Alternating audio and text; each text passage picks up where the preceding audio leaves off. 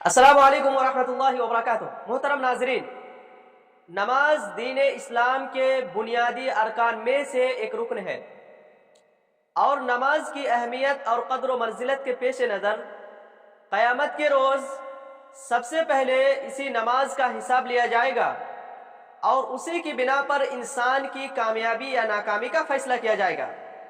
اللہ کے رسول صلی اللہ علیہ وسلم کا فرمان ہے، ان اول ما يحاسب به العبد يوم القیامت من عمله الصلاۃ، بے شک قیامت کے روز سب سے پہلے بندے کے جس عمل کا حساب لیا جائے گا وہ ہے اس کی نماز۔ فإن صلحت فقد افلح وانجح، اگر نماز ٹھیک طرح سے ادا کی گئی ہوگی تو وہ کامیاب و کامران ہو جائے گا۔ وإن فسدت فقد خاب وخسر، اور اگر نماز ٹھیک طرح سے ادا نہیں کی گئی ہوگی تو وہ نقصان اٹھانے والا ہوگا۔ نیز نبی کریم صلی اللہ علیہ وسلم نے فرمایا، صلو کما رأیتمونی اصلی، تم ویسے ہی نماز پڑھو جیسے تم نے مجھے نماز پڑھتے ہوئے دیکھا ہے۔ اس لیے ضروری ہے کہ صرف سنت کے مطابق ہی نماز ادا کرے تاکہ ہماری نمازیں مقبول بن سکے۔ اس مناسبت سے آج کے اس ویڈیو میں نمازیوں کی دو غلطیوں کی نشاندہی کرنا چاہتے ہیں جو کہ عموماً ان کی نمازوں میں ہمیں نظر آتی ہے۔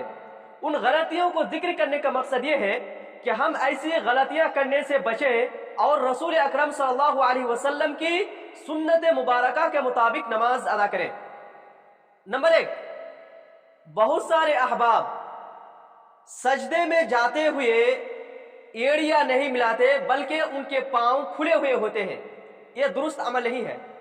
عائشہ رضی اللہ عنہا خود کہتی ہے کہ میں نے رسول اللہ صلی اللہ علیہ وسلم کو ایک رات بستر سے گم پایا، یعنی رسول اللہ صلی اللہ علیہ وسلم بستر میں موجود نہیں تھے۔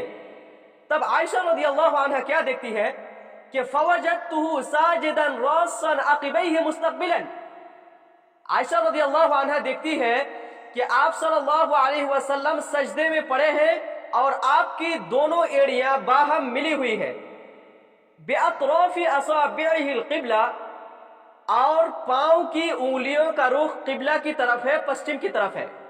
نمبر 2، بہت سارے لوگ نماز میں سجدے میں جاتے ہوئے پہلے گھٹنے زمین پر رکھتے ہیں اور ہاتھ بعد میں رکھتے ہیں، یہ بھی درست عمل نہیں ہے۔ اللہ کے رسول صلی اللہ علیہ وسلم کا فرمان ہے، اذا سجد احدکم فلا یبرک کما یبرک البعیر، جب تم میں سے کوئی سجدہ کرے تو اونٹ کی طرح نہ بیٹھے، وَلْيَضَعْ يَدَيْهِ قَبْلَ رُكْبَتَيْهِ، بلکہ دونوں ہاتھ گھٹنوں سے پہلے رکھے۔